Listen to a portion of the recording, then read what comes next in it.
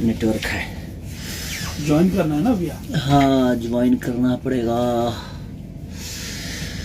नमस्ते, प्रणाम।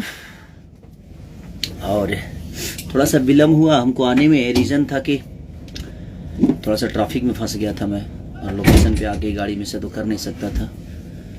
और अरे वाह, 6000 लोग देखने लगे भाई जी।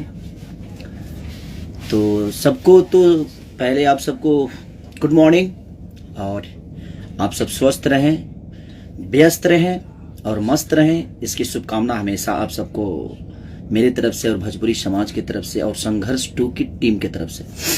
और इसमें अभी मैं रत्नाकर भैया को भी जोड़ूंगा, इसकी शुभकामना हमेशा आप सबको। और हमारे पराग पाटिल जी,